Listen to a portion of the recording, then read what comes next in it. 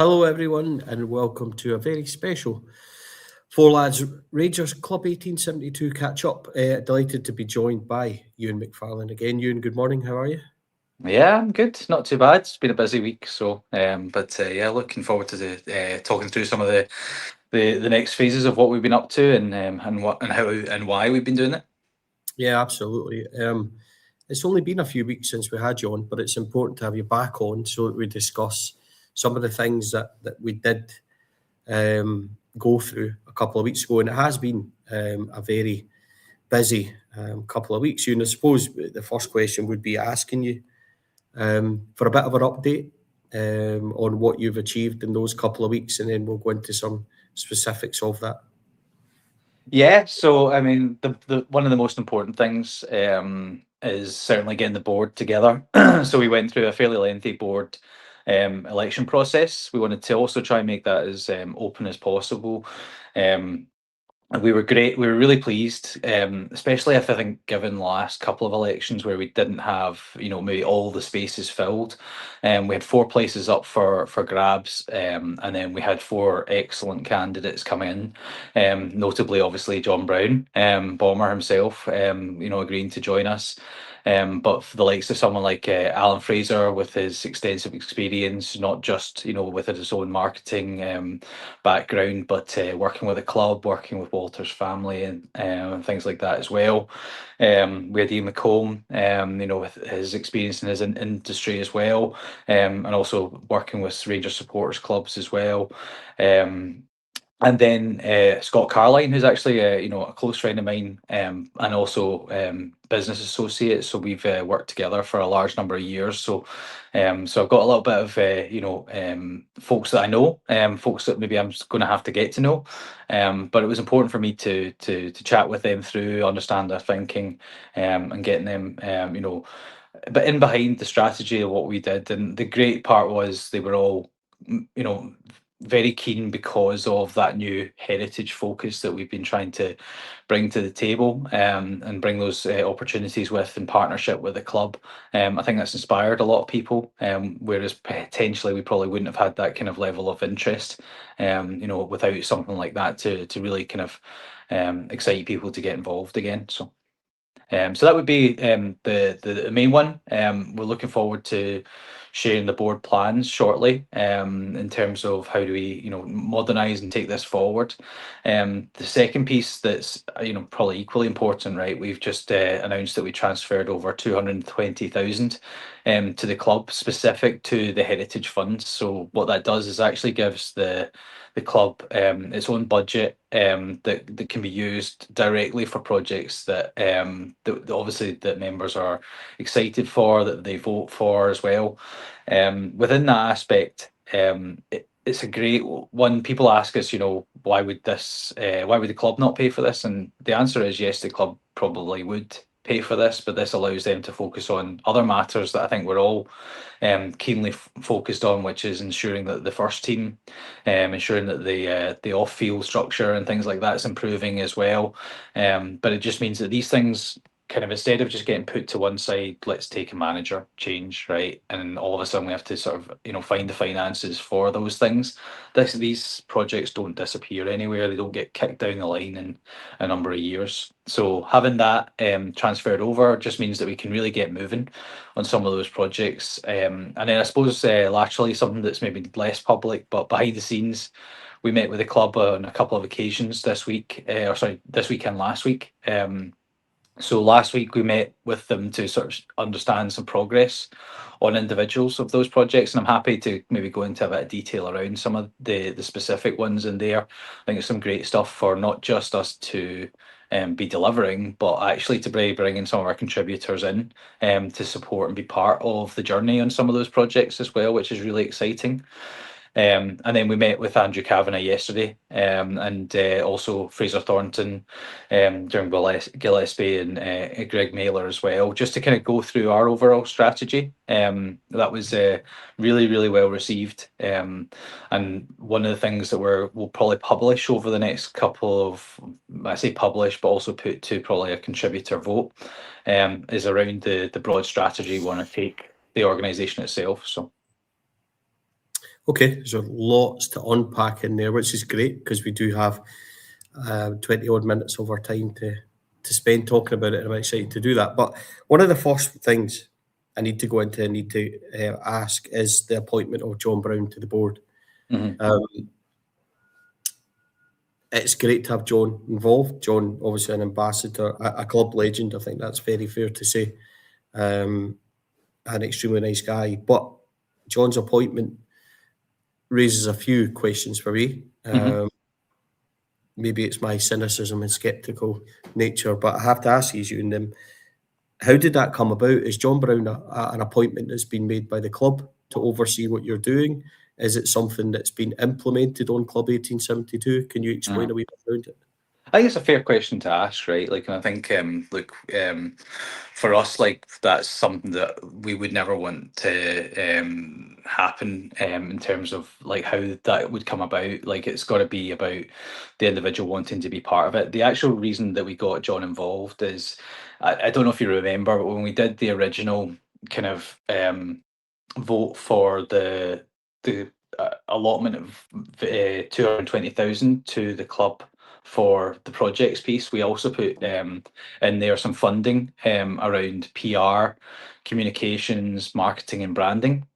So what we have is we actually brought on board Chase PR, Stephen Kerr, to kind of come in and help us with those ongoing relationships. Like all of our obviously our board are all volunteers effectively, right? Got day jobs, etc. as well.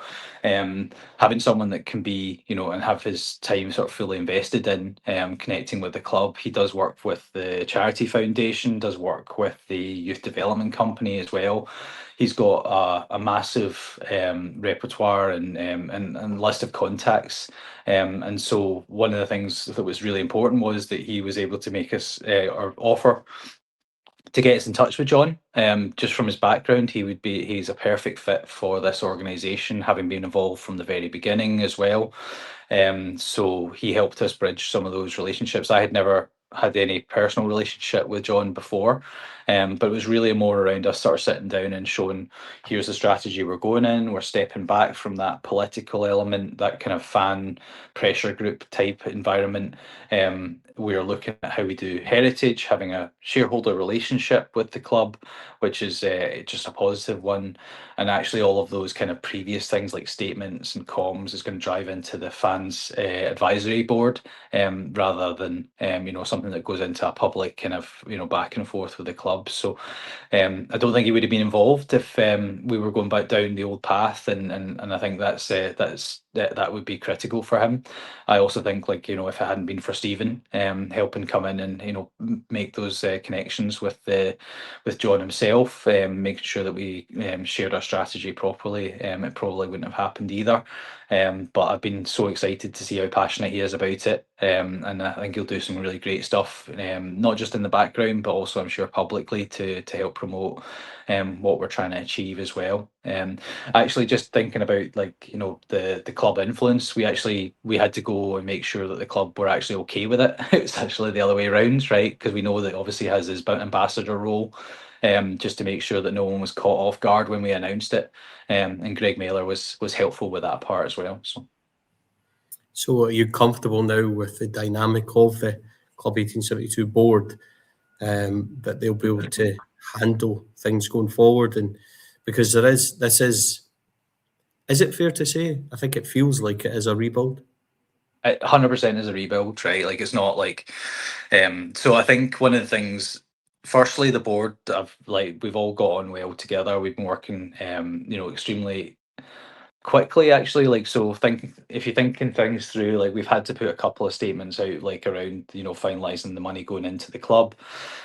We've got another one, as I said, coming around some of the strategy. Where the speed of which we're making decisions is great. I think everyone knows we want to not get tied down in bureaucracy, right? We don't need 3-4 hour board meetings of shooting the breeze, right? We just need to be making decisions, making them fast. Stephen, from a PR perspective and comm side of things, helping like almost build a lot of that comm strategy for us, and having done that pre-work for us, like we were literally able to sort of sit down and review something and approve them very, very quickly, versus hoping that we have enough volunteer spare time between day jobs to start drafting those things. So I think that part I've been really excited with in terms of the speed, but just the positive energy from it. It's like it's a really different environment. As I probably spoke to you last time, I was pretty much on my own, trying to drive this forward. So I'm delighted to have a few people. I probably need to hand off a few things to some of them, and that's something I want to be comfortable. I want them to be comfortable with. Having more people, it's more hands, more experience, more ideas. I don't want to hold it all to myself. So hopefully we'll get some of them speaking to you, and some of the other forums as well, in the future as well. But they're all great guys. The other piece is the strategy side of things. If you talk about relaunch, we are going to put to members potentially a vote, right, which is to sort of showcase what our strategy is. I've known some of this myself for a while, but as we brought the new board in, I was explaining to them how Club 1872 works. You've got a shares kick, you've got a projects kick. They've both got different sets of articles. You have a brand name that we probably need to look at in terms of Club 1872. We'd like to actually rename the organisation under a sort of more heritage banner, still protecting all the things that we used to do in terms of shares and projects, but ultimately getting something that maybe captures the attention of what we're trying to do better. And then looking at the company, how do we sort of almost merge that into that one single company? And even the processes, like if you go today to the website, there's about 5, 6, 7, however many you want, sign up options and things like that as well. You can allocate money to shares and to projects, and you can switch between the two whenever you feel like it. Like, think about the admin on the back of that for thousands of contributors, right? If they decide to do that daily. Now, it's not that bad. People don't switch that often, but if they did, you have to account for when they did and all that sort of stuff. Like, that's a bit boring, but actually it's just a lot of complexity that doesn't really need to be there. Our strategy is probably going to be to how we simplify that: one company, one vote, one articles, one set of accounts process. So we'll go through that. We'll announce how we're going to, the general direction, and make sure that contributors are happy to proceed in that direction, as well as the rename. And then we'll bring that branding back. We'll bring maybe some of the legal decisions that we need to make around the company itself, to make that happen. Will be a sort of further vote, but I think when we announce this, it will say non-binding. It's kind of just to try and get people to go on the journey with us.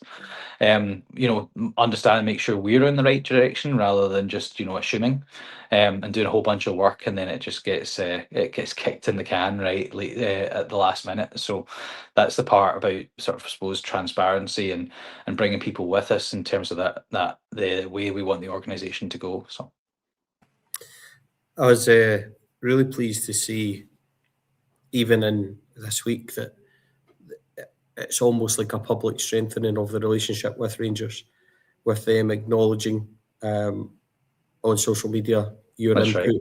financially, which I felt like was, it might not have seemed much, but it felt like a big moment for me, in terms of strengthening that relationship and having that public recognition, almost, that Club 1872 have made that investment, and it was almost a sign of trust, if Yeah. that makes sense. And that's how I received it. So that was good for me to see. But let's talk a wee bit about that investment.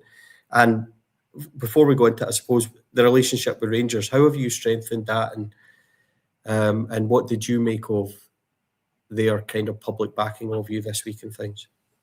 Yeah, I think that's been it's been really important for me to focus on, right? So like I put a lot of time into getting that relationship back together with the club. I don't want to even think about the amount of hours, right, of just sort of working with them, and it's not in a bad way. It's just about we have to go through due process. So we talked about the strategy that we wanted to go on with the heritage thing. We wanted to talk about how we make it simple for members um, to vote on those objectives, and also making them really like solidly tangible. Like, it's kind of Club 1872, in my opinion, probably the way before we in previous guises, it's been a bit dry. if I'm being honest, right? Like we've had a couple of smaller projects.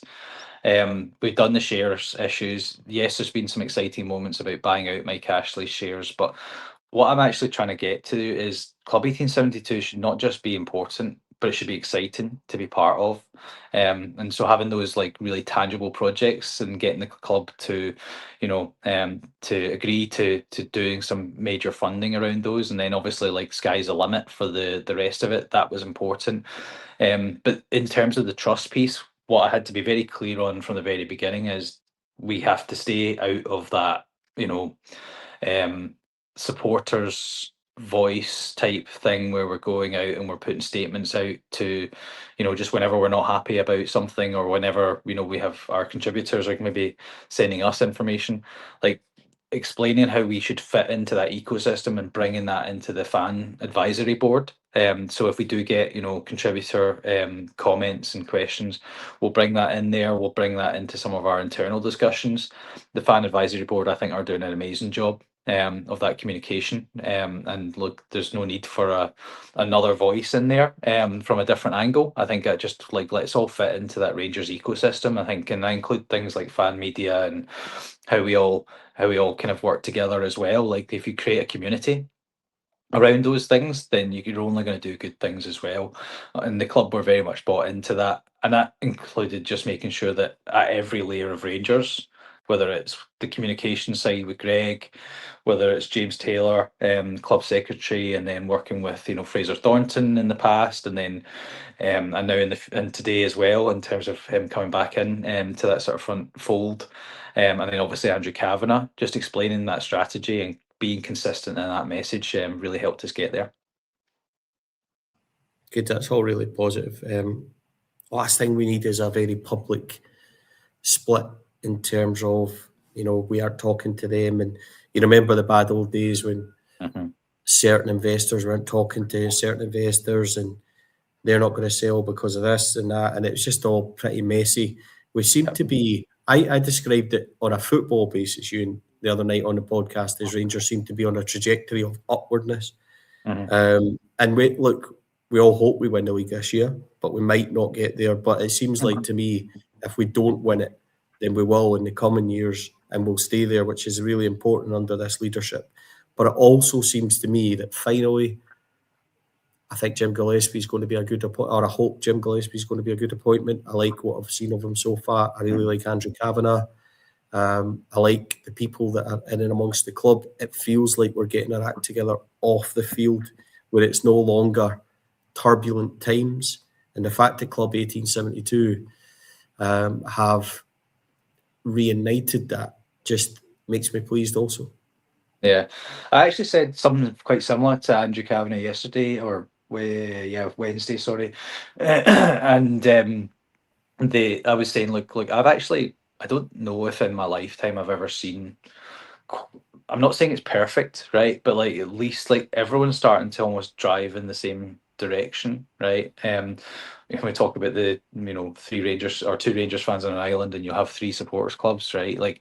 I feel like we are all kind of like in lockstep together, and where we're trying to get to. I feel like the ecosystem that I talk about that, which is having the fan advisory board, having the RSA, having the fans forums where we're getting communications and direct time with Andrew, even just Andrew walking over to the fans. I think it was a St Mirren game, just meeting with them off his own back, like that. All of that stuff is super important. And then look, you've got to add that message that you put out at the start of this, or in the middle of this week as well, around the type of people that he wants to see around Rangers. He wants us to be able to see Rangers fans within the club. The fighting over shovels to get stuff done was a great line, and I think that's absolutely right. And certainly from my perspective, seeing some of that come to fruition. As I say, we're not there yet, but like it just feels like we're going in, you know, in a great position all together at once, and that's a powerful thing, right? Not just Rangers is powerful on its own as a football club and its influence, but you know, if you've got all of that from a fans, shareholding, you know, perspective, then I think we could do some really incredible stuff. And don't talk about them much, but across the road, it's or across the river, it feels like night and day for me, from my own perspective as well. So. Yeah, it does. Let's talk about the heritage. Easy for me to say. The heritage investment of £220,000, very significant. You said you were able to talk a wee bit about strategies and things behind that and what it's been earmarked for. And it might be slightly covering old ground, but it's such a significant amount. Then it would be good to talk about what that's going to do for the football club. Yeah, so I've actually got a little bit of a timeline around some of the things that we're going to deliver, right? And the good news is I'm expecting to actually see a lot of it done this year, right? So I'm just going to rhyme off a few. Like we talked about doing like a cap corridor photography exhibition, the minute book digitization from our history perspective, the main stand, some of the room refreshes that we would do in there, in terms of like both the trophy room, the blue room, the statues, and the mosaics around the stadium as well. Like all of those things like are expected to be done this year. What we've been talking about with the club is not just to just do them and they suddenly turn up, but it's also making sure that like as we deliver those things, you get like a journey or a before and after, or even like a a preview of how those works are commencing. And so we very much talk about not just what's the project progress, but what is, how do we want to market a little bit of that. So, and I think that's what the bit where also alongside branding and the relaunch for the organization, the bit when people start to see the results of those projects, I think that's probably when our contributorship will start to grow a little bit, because people can go, well, okay, I put my 10 a month into this and this is what we get in the back of it, and it's, the credits there. The decision making around these things is within the contributors kind of their control. But the one thing that I've been really interested in is, as we spoke to the club, to Robert Boyle on the heritage side, what they've also been bringing to the table is some really interesting stuff around how we would do this. So the cap corridor one, it's one of our smaller ones, but it's actually one of the quickest ones that we'll probably see get done.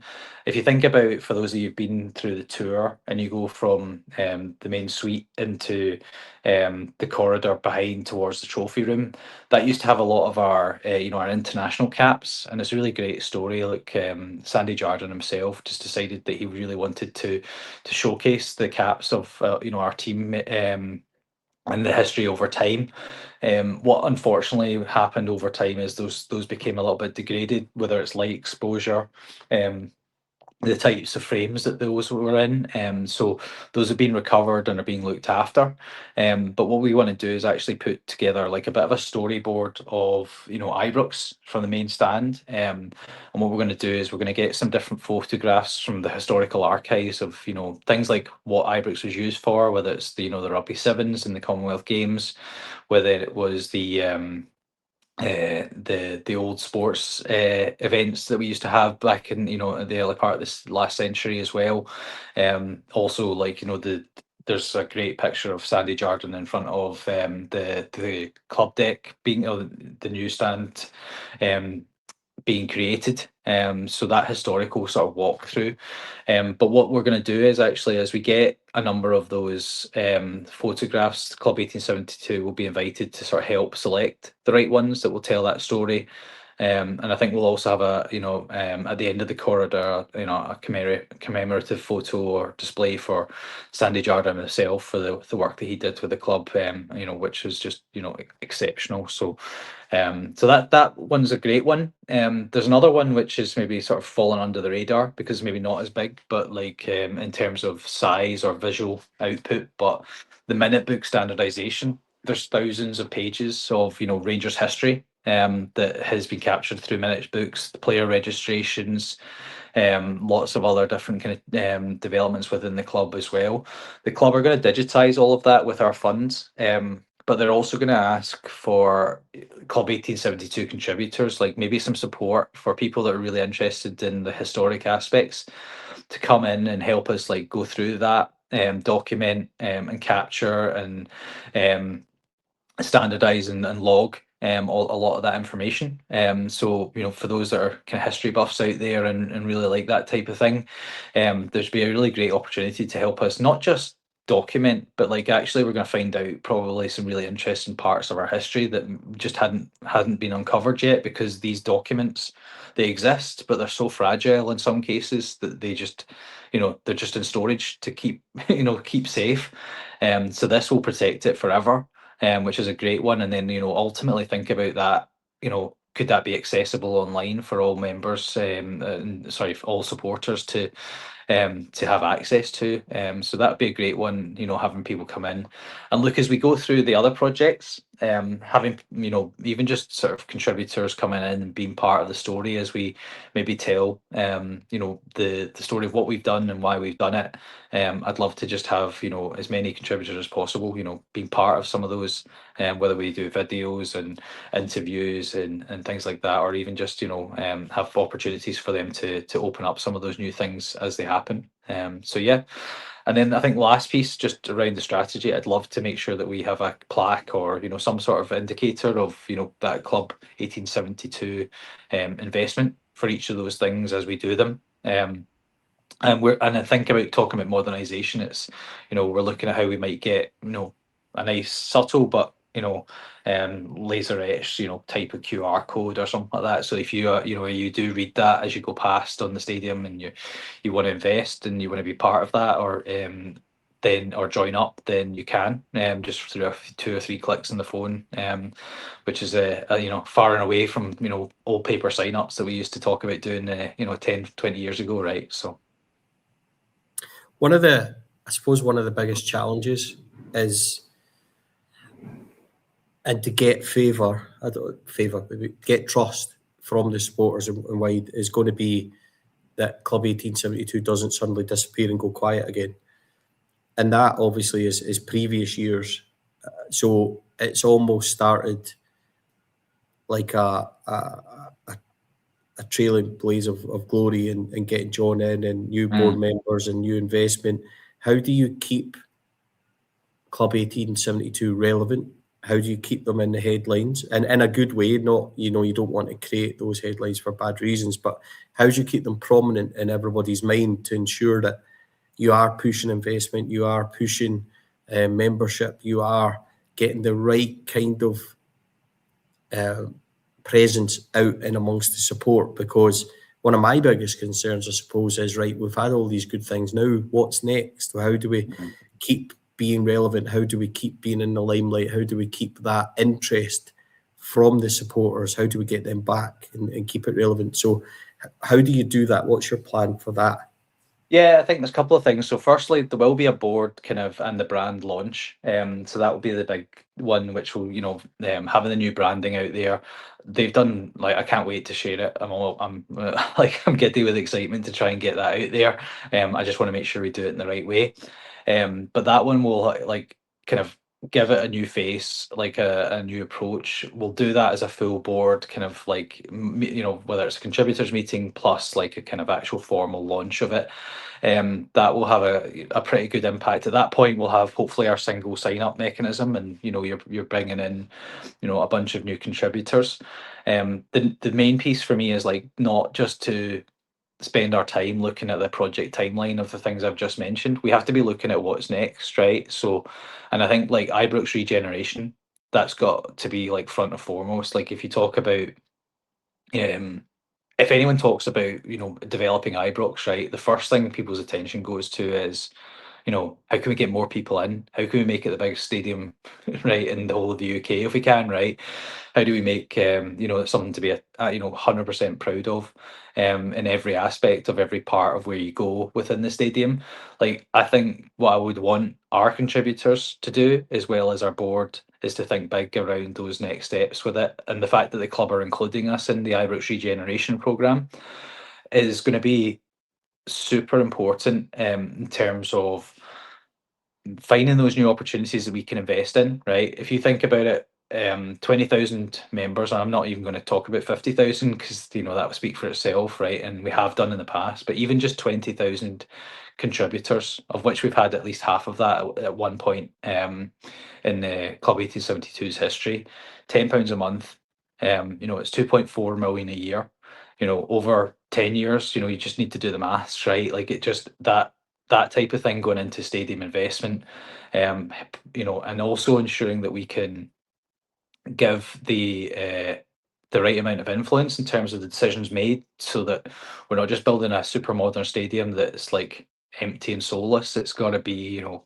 capturing all of the stuff that we've done before, making sure that nothing gets broken after we fix it, but then also, you know, look into the future in terms of how do we do those stadium tours that you can go right around the entire circuit of the stadium, going from the start of the history right to the, you know, to present time, as you know, and I'm just making this up. This is not planned, right? But like, if you think about, you have a Bill Struth stand, maybe you start from there, and then you, like, you know, I'd love to see a John Gregg stand. I'd love to see a Walter Smith stand. But you could take that journey right around the stadium, Sandy Jardine, and go through almost that entire history of the club, from start to finish, and that's where, you know, things like the concourses and, you know, the different elements of the stadium, if we could get to the stage where all of that stuff just captures that story of our entire history, I mean, that would be the dream.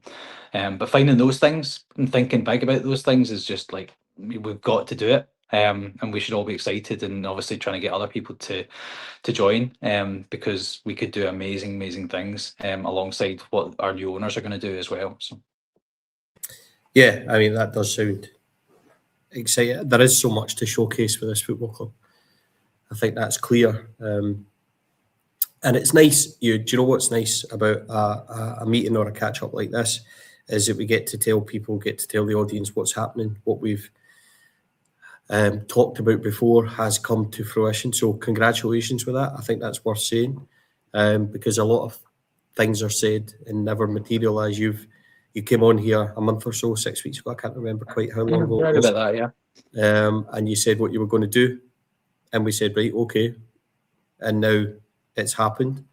We've got good progress behind a new board. We've got that relationship with Rangers once again beginning to show publicly. That investment has been made, and now we can look forward to the next step. So I think it's worth saying a very well done, and I mean that, because it takes a lot to come on these sort of things and tell people what you're going to do, because there's always skepticism, and then to go ahead and do it and come back and talk about it, and I'm sure we'll do this again. So well done, Euan. Always a pleasure to speak to you. Before we do end, tell us a wee bit about Club 1872 in terms of signing up. Where can we find you, and how can we do that?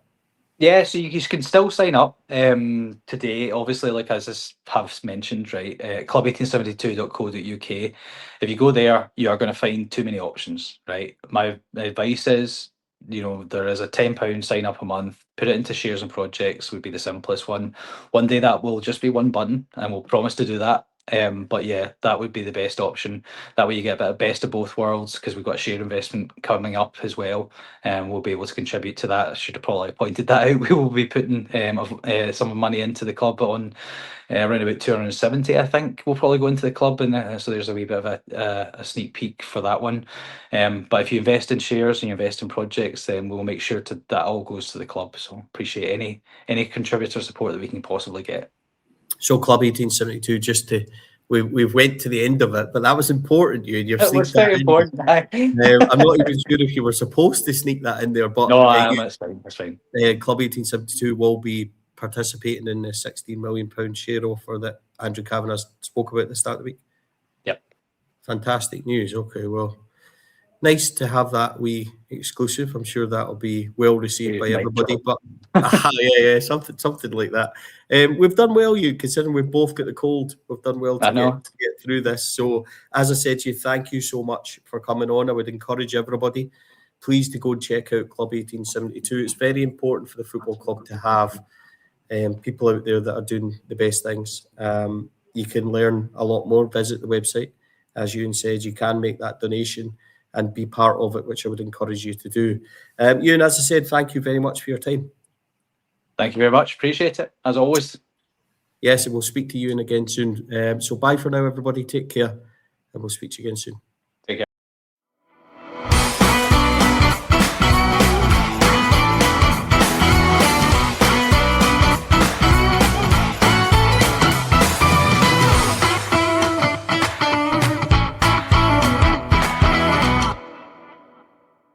The Four Lads podcast is sponsored by Rhino Express, Clydeview Joinery, Athol Industrial Solutions Limited, and CSD Air Conditioning, in partnership with Black Rooster and Art of Gold. Thank you for listening to or watching the podcast. We hope you enjoyed the show.